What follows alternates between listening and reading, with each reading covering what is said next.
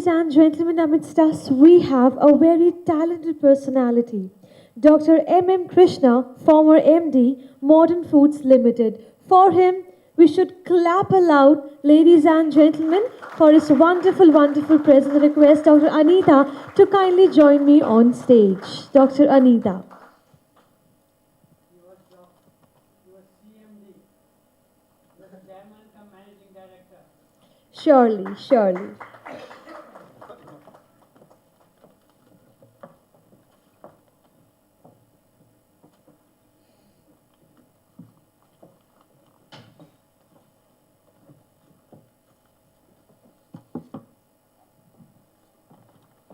Good afternoon. It gives me immense pleasure to introduce Dr. M. Krishna. Dr. M. Krishna is a graduate in agriculture from Andhra University and a postgraduate in food science and technology from CFTRI, Mysore. He was awarded PhD from Indian Agricultural Research Institute, Delhi in the year 1968.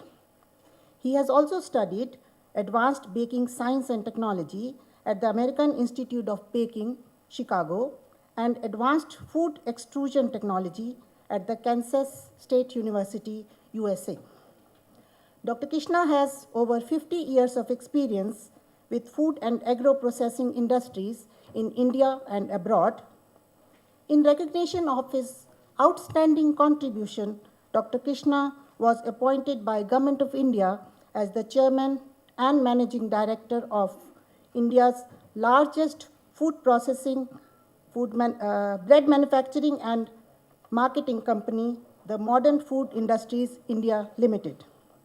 With his experience, he was able to turn this loss-making public sector company into a profitable enterprise and helped it to reclaim its earlier position in the market. His contribution in this endeavor has been highly acclaimed. Dr. Krishna has also worked with multinational companies such as DuPont India Private Limited and US Soybean Export Council, where he has contributed extensively to the nutritional and functional applications of soya protein ingredients in processed foods. He was also instrumental in promoting the use of soy as affordable, high-quality protein in food products in South and Southeast Asia. Earlier, Dr. Krishna was a member of Research Council at CFTRI, Mysore. He has also served on several government and professional committees related to food processing. In the year 2013, the Institute of Food Technologists, USA, recognized Dr. Krishna as a certified food scientist. It is an honor for us that Dr. Krishna is delivering the 4th Dr. Anand Nayakji Kurare Memorial Lecture today. Please welcome Dr. M. Krishna with a round of applause.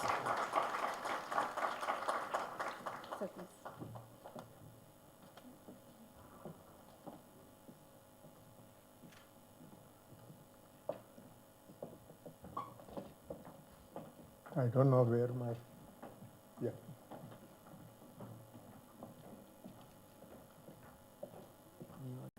Before I start speaking on this memory of Dr. A.G. Kurade, I would like to place my respect.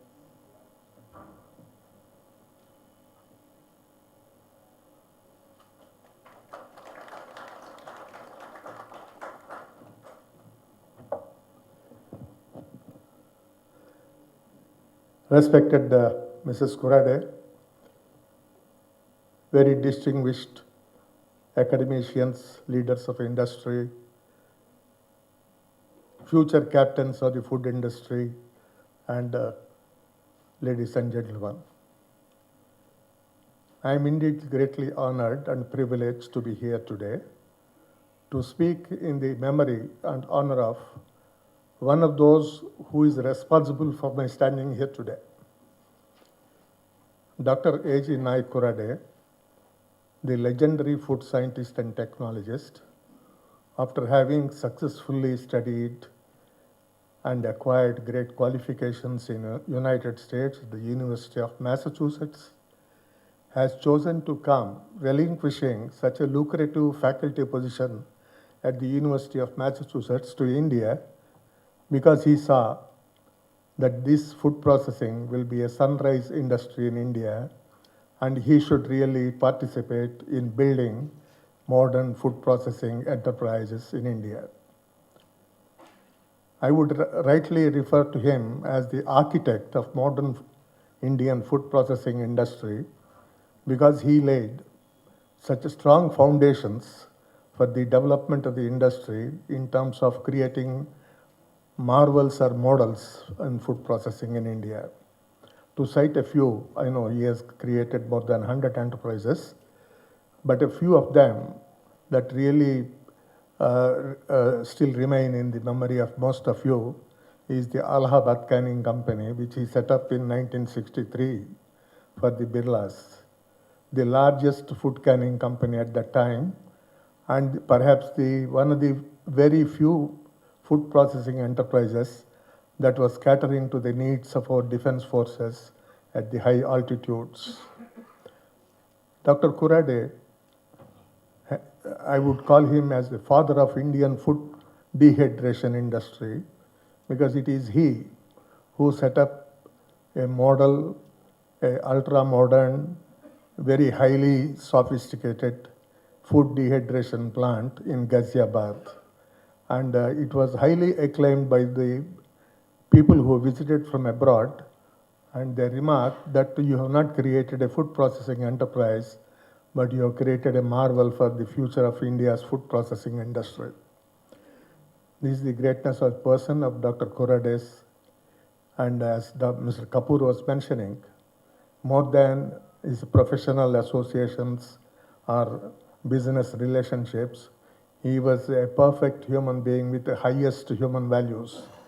And to speak in honor of that such a great person, who in fact I owe a lot to him personally, because he transformed me from a hardcore researcher and an academician to a successful industry manager. It is his training and development that really helped me pursue my industry career and grow in the industry, perhaps as a successful industry manager. I don't know, I can't say it loudly in front of Radhakrishnan ji that I was successful, but yes, we did something good to the country in our career in the industry. So I chose to speak today in memory of Dr. Kurade on a subject of contemporary interest, also because our theme of the seminar is the impact of food processing industry on the Indian economy. As you all know, Indian economy is mostly agricultural economy. We are an agricultural country with a lot of emphasis on agricultural economy contribution to the development of the country. Also because the linkages between the farmer and the industry was the strongest point of Dr. Kurade. He always believed that the farmer is the backbone for development of any agri or food-related industry development in India. And we started working closely with the farmers in whatever products we were processing, sourcing directly from the farms and benefiting the farmer enormously in terms of returns for his work on the farms. So to sum up all this, it was these things that have really motivated me to speak today on sustainable food security and the role of food science and technology. When we talk of food security, many of us tend to speak emphasizing more on agricultural aspects of food security. But we believe, and rightly so, that agriculture alone cannot build a strong, sustainable food security for the country. It is the linkage or the great integration that we have between agriculture and food science and technology or the food processing that really makes it as a whole and which can contribute very significantly to our future food security needs. You all must be wondering why I am showing soybean on the first slide, title slide of this presentation.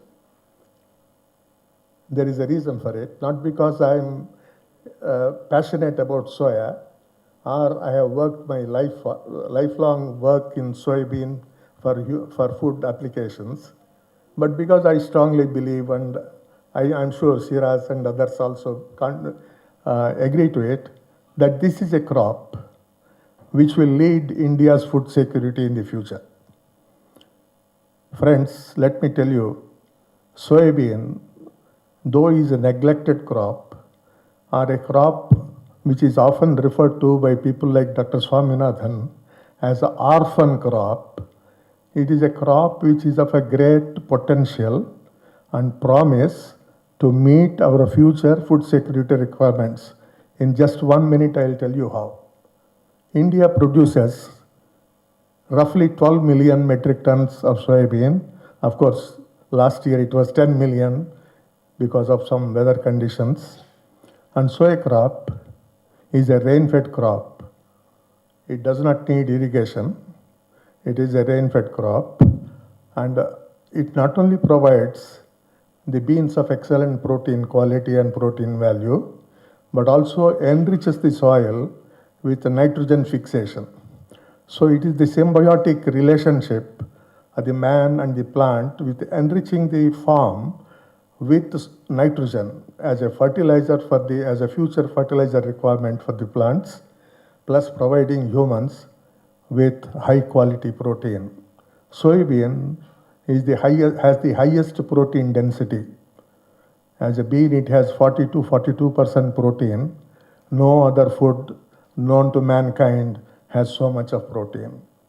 Not only that, that protein is of highest biological efficacy. The nutritional value of soy protein is something which is equivalent to proteins like milk protein or egg protein in terms of essential amino acid delivery and the biological value or the PD cost value or whatever we may call it to qualify the protein quality. So these 12 million metric tons of soybean that we produce give us something like 4.8 million to 5 million tons of pure highest quality protein, which is excellent for human protein nutrition. But today what is happening?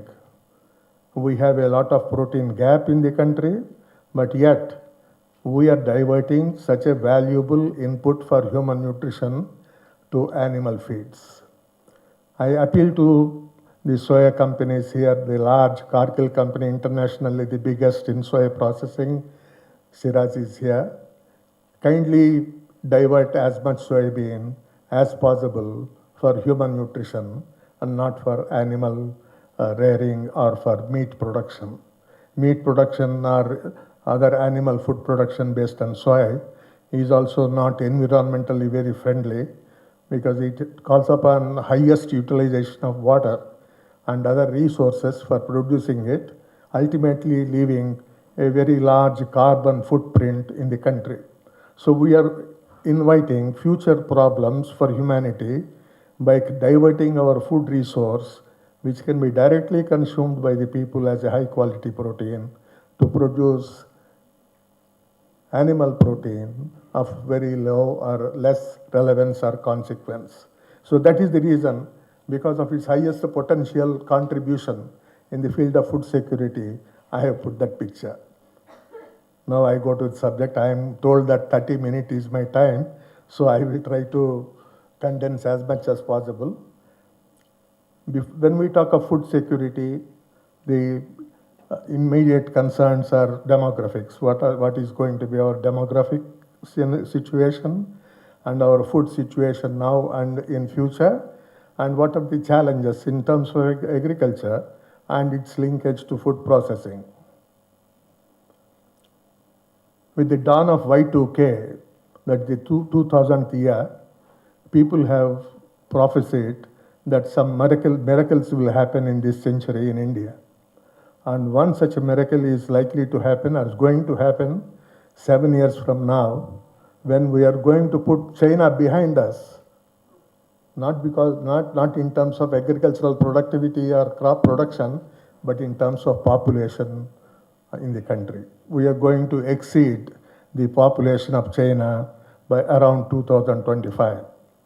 And by the middle of this century, something even greater is going to happen, because the population of India by then will be about 1.7 billion people, which is equivalent to the population of China and America put together. You can imagine, I'm giving this example because this is a tremendous challenge for us. With such a high population that is going to happen in just 30 years from now, how are we going to feed 400 million extra people with food resources which we are finding difficult to increase year after year? Our growth rate in agriculture there is no acceleration. Actually, there is a deceleration. So this is coming to the food situation. In 2016-17, this is what we produced. We have 110 million metric tons of rice, 98 million metric tons of wheat, coarse grains and maize and other things about 70, and about 23 million metric tons of pulses and 32 of oilseeds. The forecast for 2050 by various agencies like ICAR and other foreign governmental agencies indicate that demand for wheat alone is estimated to grow by more than 45% by 2050. And India in early 70s was a net importer of wheat. We were in a situation of a hand-to-mouth, ship-to-mouth type of situation until 1970s, till the Green Revolution was ushered in by Dr. Swaminathan and other scientists in the country. We are likely to go back by 2050 to become a net importer of wheat again, maybe from countries like US or some other countries. The situation regarding pulses, the less I say it is better, because till last year we have seen how the pulses situation in this country played havoc. The prices of pulses touched something like 200 rupees per kilogram on an average, and availability has become very scarce. That is because our pulses production was very low. The import was not adequate to meet the requirements, and people say that they were also in the trade, there was some hoarding leading to price rise. I don't want to deal with that. But the situation is, pulses and oilseeds, I feel, will be a perpetual importing country. And that is where we need to do more work to reduce the dependence on import and bridge the gap between our production and consumption. This is the wheat situation in 2050. We are going to be a net importer to the tune of 12 million metric tons. What are the constraints for increasing agricultural production? Farmers, the type of farmers we have, the class of farmers we have, and the farms, the size of the farms. I won't call it a constraint. I would like to look at it as a strength for us for our future food security building. Then we have cultivable agricultural land constraints, and we have low productivity and yield gaps affecting us. We do have an inventory of very high yielding crop varieties of crops that are suitable for adverse weather conditions, growing in adverse weather conditions, or crops that can be grown under indifferent soil conditions like saline soils and alkaline soils. There are several varieties developed by researchers, but they are all the inventory, not yet coming into the field. And we also have access to new technologies which have been adopted world over, like the genetic modification of foods and other technologies which are becoming more popular. But one thing that is likely to affect India very much is already affecting, we are already feeling the pinch. We are feeling the pinch because it is created by us. So we have to bear with it. If we don't want to bear with it, we have to work ways and means on getting over how to get over it or how to reduce that damage. It's a global warming.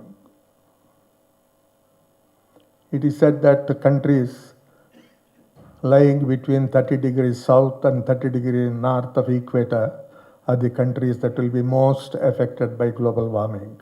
And unfortunately, we are very much within that range of latitude. Let us look at the Indian farmer. We have Indian farmers of different types, but large number of farmers in India, more than 80% of farmers are marginal and small farmers. That means those who own land of 1 hectare or less than 1 hectare. But since they are the largest number, and the number of holdings being almost 50% of our production coming from small and marginal farmers, we should look at them as the future contributors for our sustainable food and agricultural growth, food security and livelihoods. It all depends on the performance of the small farmer. The agricultural census data shows that of 121 million agricultural holdings, 99 million, almost 100 million, are small and marginal farmers. That means more than 80% are small farms. But they only contribute about 44%. They control only 44% of land, 88% of farmers.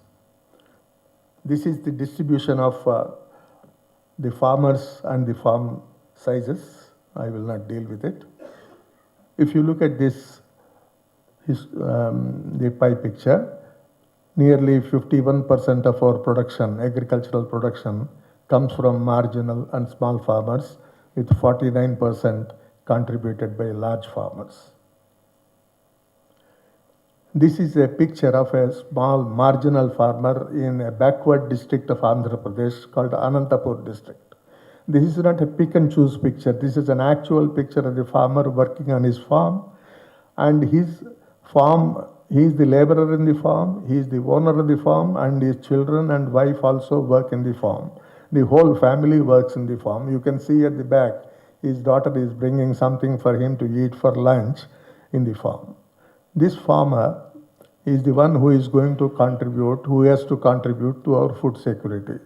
This farmer plus millions of his colleagues. When I first started learning agricultural economics in my undergraduate studies, the first lesson said, the Indian farmer is one who is born in debt, who lives in debt, who dies in debt, and who bequeaths debt. That means he is seeing nothing but debt in his lifetime before he is born and after he is no more. But he is the backbone of our agricultural system here, and he is perhaps one of the important components of building a food security system for the country.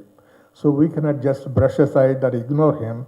We need to see how we can strengthen him to become more self-reliant and perform more efficiently so that he can contribute meaningfully to the basket of Indian food security. If we speak to American agricultural economists, they say Indian agriculture is very inefficient because the small holdings are very small and the farmers are very small or marginal. They cannot mechanize agriculture, and therefore Indian agriculture is going to be in the condition where it is, or it may even worsen. It's not true. The farmer may be small, he may be doing farming for subsistence level, but he is a very efficient producer. If you see this graph, the net contribution per hectare, output per hectare in terms of monetary value, the marginal farmer produces twice as much as the large farmer out of 1 hectare of land. That means this man, who is perhaps eating only one meal a day and who is a half clad person working in the fields day and night, is contributing double the value in terms of output from the same hectare of land. He is eating perhaps only one meal a day to provide us 3 meals a day. That is the sacrifice he is doing. So he is not inefficient. His problem is in lack of resources or the revenue from the area that he is cultivating, because the holding size is small. The holding size in India, historically and legally, looking at it in a perspective of legal and historical perspectives, is likely to remain so or even worsen because of our system of subdivision and fragmentation of land. As the generations pass, the land gets subdivided because land is the property that is divided by the family from each generation to generation. 5 generations back, if some family was owning 100 acres, today that family, one of the members of that family may be only holding 2 acres of land, because that is the share he gets by sequential subdivision and fragmentation. But this man is an efficient farmer. His land holding is small, but otherwise he can contribute greatly to the food basket. This is actually the break-even analysis of the revenue and expenditure of farmers of different levels of holdings. Up to 4 hectares of holding, the revenue from the farm is significantly lower than the expenses, and therefore force the farmer to go and borrow money to bridge his revenue gap. That mounting debt will ultimately kill him because he cannot get out of that debt trap. But beyond 4 hectares, there is significant surplus in terms of revenue, and therefore the large farmers are very happy driving Mercedes-Benz and other luxurious cars in India. But as scientists, agricultural scientists or food scientists, it is really our challenge and our responsibility to see the person who is giving us the bread. We must help him earn more revenue from the piece of land that he is cultivating. How to improve the revenue for that farmer from whatever is existing today? We cannot create more land for him, but whatever he is holding, is it possible for us to increase the revenue streams? That is where the agricultural scientist contribution or the food science contribution comes into play. One of the important factors that will definitely affect our food production in terms of quantity will be diversion of agricultural land for non-agricultural uses in India.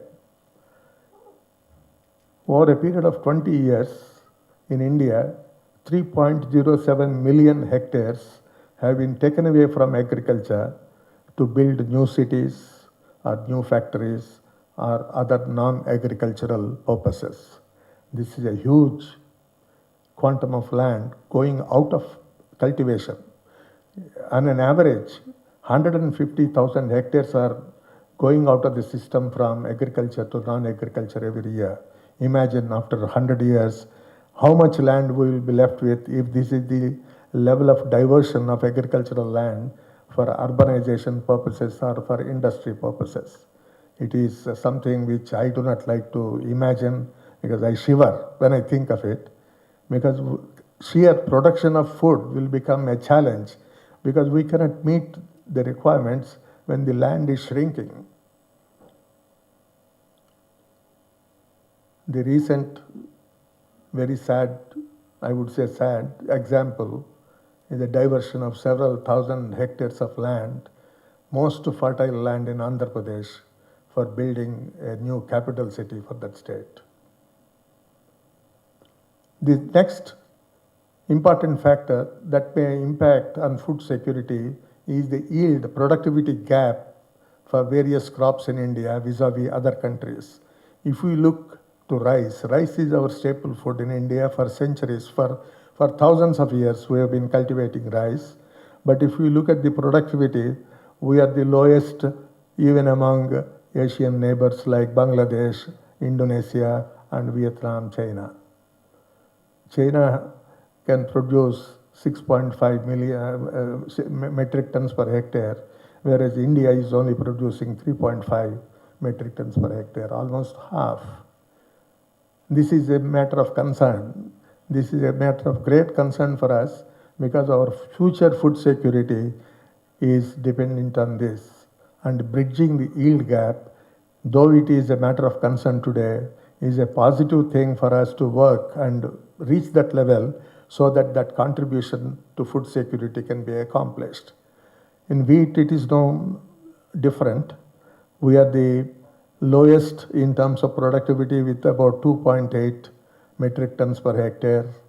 In spite of our green revolution, in spite of our very prosperous and very enterprising farmers in the western Uttar Pradesh, Punjab and Haryana, which is the wheat bowl of India.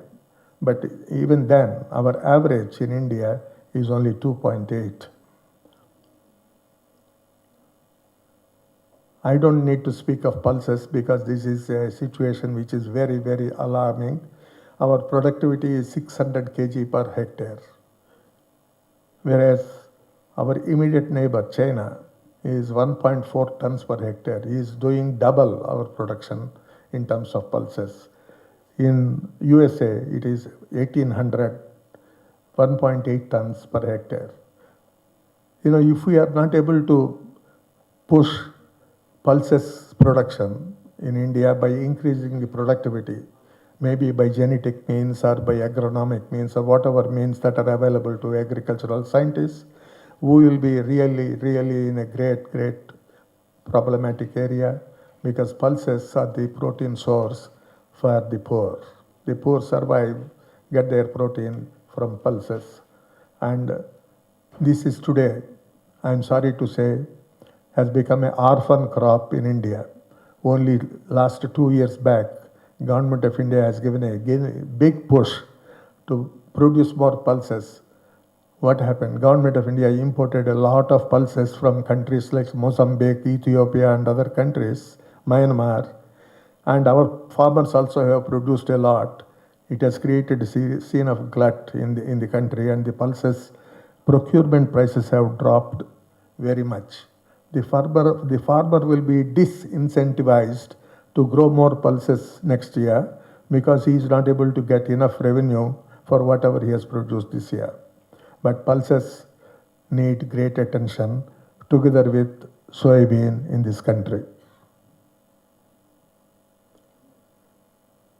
Soybean is another crop. We are hardly able to do 1 metric ton per hectare compared to 3 metric tons per hectare in North and South Americas, which are the largest growers of soybean, United States, Brazil, Argentina. And there is a wonderful opportunity to address this area and enhance the productivity. Maybe we have varieties that can be grown, which can produce 3 metric tons per hectare in India. One of the arguments the agricultural scientists gave is the Indian soybean cultivation is under short day duration conditions, whereas the US soybean is under large day conditions. I do not know if short day and long day are going to be constraints for our production. We should then have all varieties that can yield so much, as much under short day duration conditions. So this is just to give an idea of what are by analyzing gaps, we are in fact looking at opportunities of bridging our requirement by working more effectively on the gap area, bridging the gap area to boost more production. We can enhance production in the existing given conditions by improving the practices, agronomic practices or cultivation practices adopted by the farmers. This is a job of the agricultural extension officers in this country to interact with the farmers, advise the farmers and appropriately suggest solutions for their problems so that the farmer would benefit and increase his production. We have a system of using the seed. The farmer will save the seed from the previous crop for using for the next crop. By repeatedly recycling the same seed, the productivity will be affected. So a sound seed replacement policy is essential to create conditions for better productivity on the given piece of land. We have new technologies like the GM technology, which I was referring to. It's a very controversial subject today, but nevertheless, it is science that has proved that many of these problems that we are confronting with our agriculture and food situation world over can be meaningfully brought under control by taking recourse to technologies like the genetic modification of crops. We need genetic modification for traits that we need in India. India is a labor-intensive agriculture, whereas countries like US, Brazil or Argentina are more capital-intensive agriculture because their manpower is very, very short. India has to plan their requirements in terms of altering the attributes of food crops, taking into conditions our own requirements. Our economy, agricultural economy, is more labor intensive. As I showed the picture of this small farmer, he is himself the laborer in his farm. If he has to weed that farm, do weeding in that farm, he and his family will do it in half a day. We do not need weedicide resistant varieties, genetically modified varieties of soybean in India. What we need is genetically modified for higher productivity, high protein content, or high other attributes that make it a better food for the people here. So we need to identify what are the traits that we need to address. I'm sure our agricultural scientists are already doing it.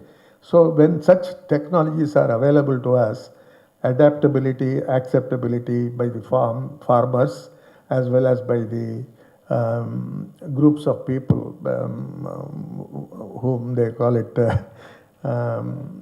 environmentalists who are opposing genetic modification of crops will also come around, because science can convince anybody. It is all science that really can convince and take things forward.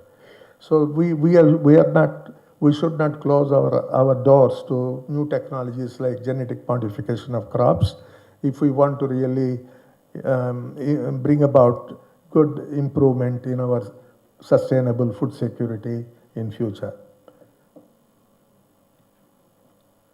Global warming, I was mentioning, recent studies done by the Indian Agricultural Research Institute have shown that our production of wheat can go down by 4 to 5 million tons a year if the temperature, average temperature during the growing time raises by 1 degree centigrade. You see the magnitude of the effect of global warming on crop productivity. Similarly, rice production, also a great impact of global warming. By every 2 degrees rise in temperature, the productivity will go down by 1 metric ton per hectare. So while we are working to positively contribute towards strengthening our food security system, we need to also take into consideration these factors, build in these factors in evolving new varieties of crops that is being worked in our research institutes, and produce varieties that can withstand or that can answer these constraints imposed by nature.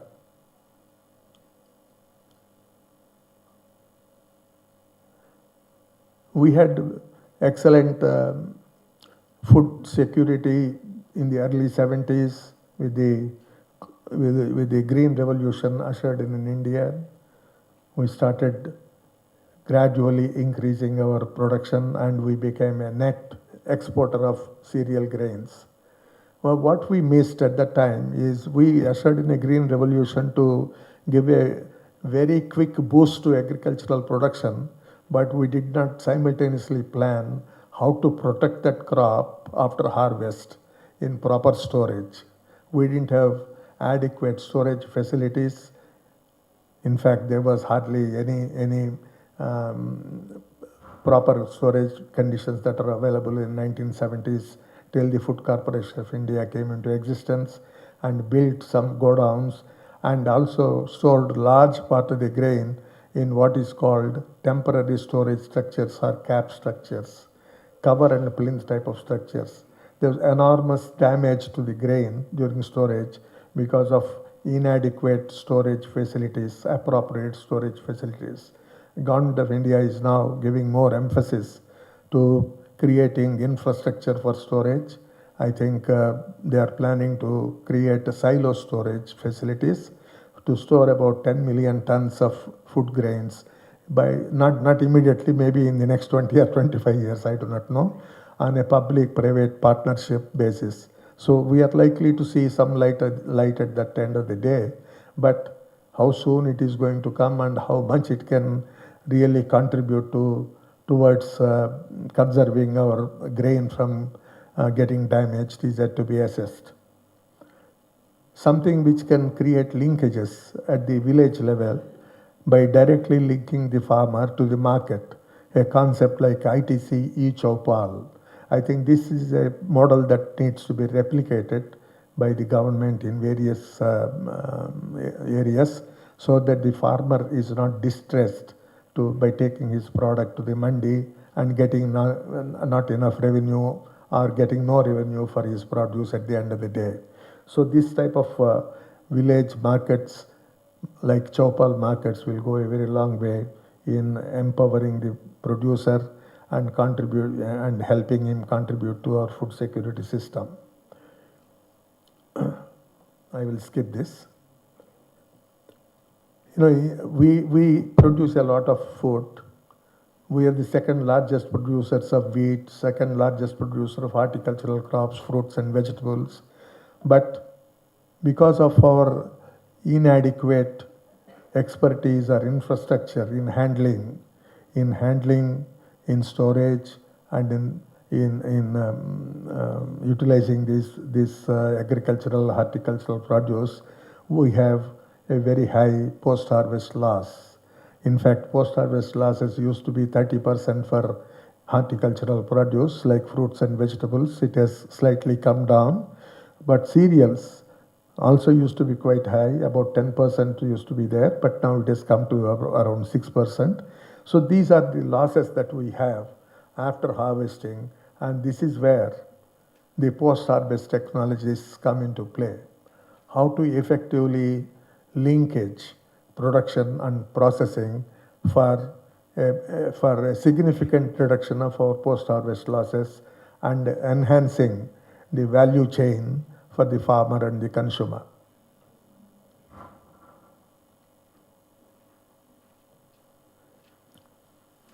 The periods of glut in agricultural production is prone to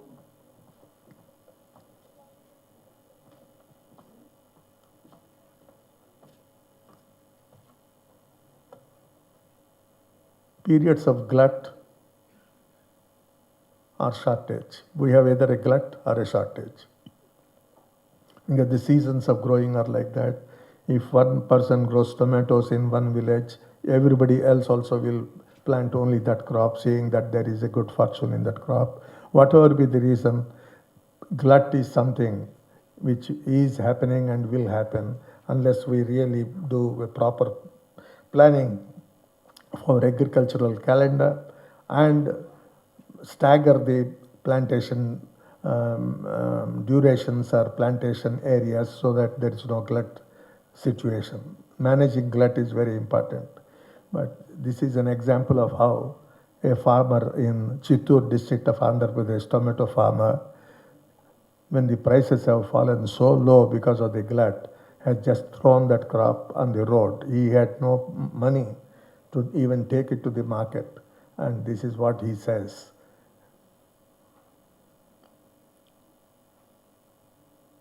This is a real statement recorded by a press reporter by that farmer.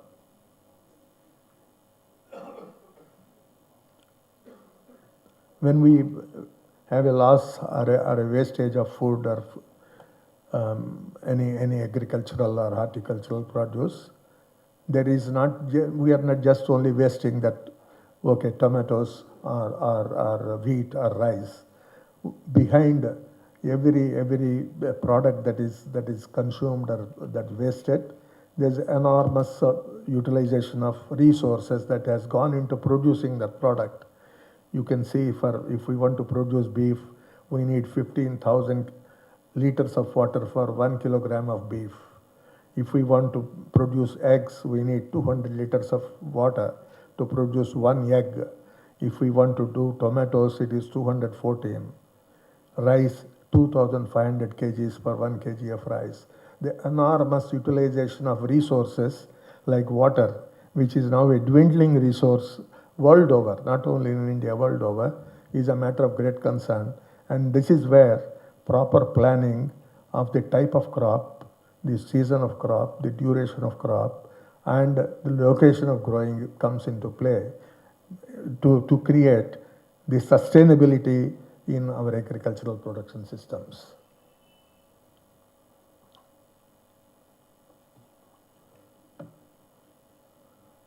I have got a small message that I need to wind up in 5 to 10 minutes. I will try to do it. It is not just agricultural scientists or agricultural researchers that need to work on contributing towards building sustainable food security. The food scientists and technologists have a great role in ensuring it. And when we try to ensure that appropriate post-harvest management practices are interlinked with food production on the farm, we need to look at the small farmer because he is the backbone of Indian agriculture. And we also have to think of suggesting or implementing appropriate technologies, appropriate for that crop, appropriate for that farmer, appropriate for that region. And also we have to keep in mind linking agricultural production with post-harvest management or primary value addition on the farm. There is need to be very vigilant because that should not lead to further creation of addition of carbon footprint. We need to put in technologies that are environmentally friendly and do not create any environmental pollution or increase the carbon footprint in the country. So the technologies that are suggested for a small farmer to meet the period of glut or to hold his produce for a short period of time before he takes it to market are very relevant. The small farmer, we have technologies for the small and marginal farmers like the zero energy cool chamber system developed by the Indian Agricultural Research Institute and other agricultural universities in the country. But this is a wonderful mechanism by which the farmer can create the facility within his own farm and hold the produce for a period of time of 1 to 2 weeks before he can release it to the market without undergoing distress sale. This is where the integration of food science, post-harvest management and agricultural production really come into a meaningful play. Anything that we want to do, we must focus on green energy utilization, not on fossil fuels which will contribute to more of carbon footprint. This is a zero energy carbon cool chamber structure which is built with locally available raw materials like bricks, sand and some water to keep the bricks wet. This is a very simple structure that was designed by my late colleague and friend Dr. S.K. Roy and his colleagues. This is a technology that ICR extension staff should take it to the small farmer and tell him that don't dump your tomatoes on the road, keep your tomatoes in the cool chamber structure for 5 days, 7 days, 10 days, till the price equalizes and equilibrates at the marketplace and he can then send it to the market. This is the shelf life extension that is possible in that small, cool structure that was designed. You can have something like 50% to 200% shelf life extension depending on the type of crop that you are handling. And this is the condition of the stored products after the shelf life, prescribed shelf life in the cool chamber. So they look fresh because the cool chamber maintains the low temperature as well as the humidity required for the shelf life extension of horticultural produce. Then another simple technology that can be adopted by small and marginal farmers to add value to the crop is the dehydration, solar dehydration process. This is a very small, very low capital intensive technology with no energy cost in dehydration and can really help the farmer add value to the produce. Whenever there is a glut, he can dehydrate the product on his own farm or in a community facility created by a group of farmers. And this is a small model of a solar dehydrator, and really you can convert tomatoes into tomato powder. The value of a tomato to a tomato powder is enormous difference is there. Tomato may be 1 rupee a kilo, tomato powder will be 150 rupees a kilo. The value addition that we make it possible to the small farmer, then that disparity between revenue and expenses will get narrower and narrower, and the farmer will be more empowered and he will be more encouraged to contribute more to the food security basket. So these are the technologies. As food science and technology resource persons, we need to really take it to the small and marginal farmers so that they really adopt them and make a lot of additional revenue from value added products. This is a carrot powder, tomato, you name it, we can do anything like palak powder, dhania powder, anything is possible. Whatever can be dehydrated in a hot air dryer can be successfully dehydrated in a solar dryer. And the solar dryer luckily retains more nutrients than hot air drying because the blue filter that is fitted on the glass pan can filter off the ultraviolet rays and result in increase in retention of sensitive micronutrients like vitamin A, vitamin B1, B2 and all this stuff. So it is nutritionally superior, economically more feasible, and as a business you can really make higher revenue out of this. Like a combination of osmotic dehydration with solar drying process where the solar drying can facilitate a high value added fruit product. We have several examples like a screw extruder, small extruder combined with a expeller which will give high quality organic vegetable oil coupled with high quality protein rich meal with the least protein damage. The combination of these things which are not very expensive can be installed in a village as a model. This is what the agricultural extension officers in the village need to do for the farmers. When we say food security, right to food is not a charity in India. It is a constitutional obligation of the government to provide health and nutrition to every citizen. The Article 21 and 47 of our Constitution, Directive Principles, clearly stipulate that state is responsible for providing.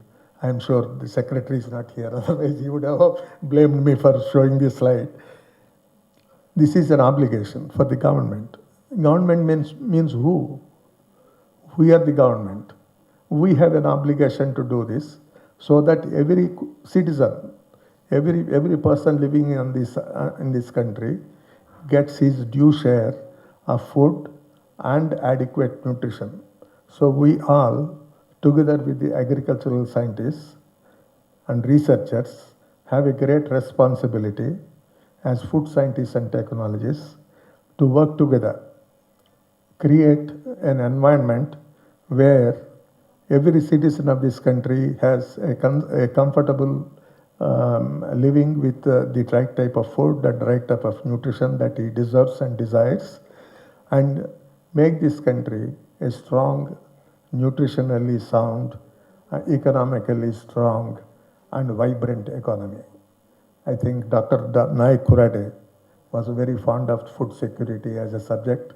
I know in this 30 minutes time allocated to me, I could not do real justice. I skipped many slides. Yet, if I have been able to communicate something to this august audience, I feel very highly humbled. Thank you so much indeed. And I wish to thank Sagar Kurade, Dr. Prabodh Halde, and all Dr. Iram Rao, and all the members of the AFST and the sponsoring agencies for giving me this opportunity to speak in honor of a person who really mattered most to me in my life and who made me what I am today. Thank you so much indeed.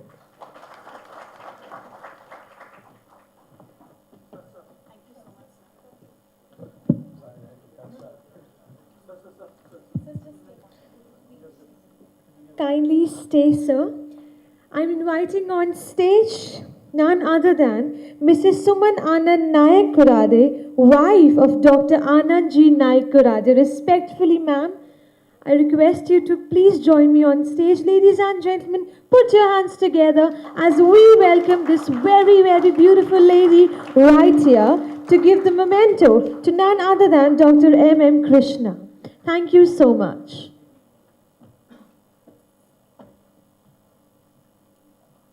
All of us feel really, really blessed to have you amidst us, ma'am. Thank you so much for joining us this very lovely afternoon.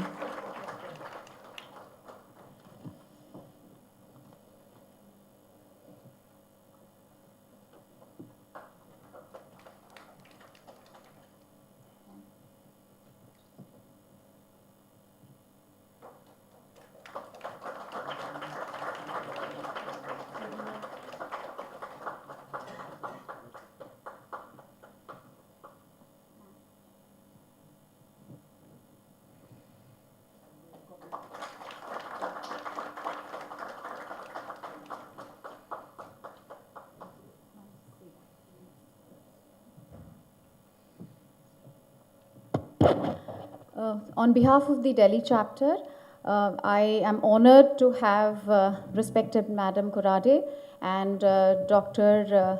Murli Krishnan to deliver the memorial lecture, the fourth memorial lecture for Dr. Anand Kurade. Sir, your presentation and your thought sharing has had an immense influence on us. We all understand that India is having growing population, and with that we find that there is need to address food security issues, and there are natural resources which are dwindling, and we have to really collectively look into that. So all your strategies which you have proposed, also the remedies, we've learned them. The enormous amount of data which is shared, I'm sure all the audience sitting here would agree that it is alarming, if that's the least I can say.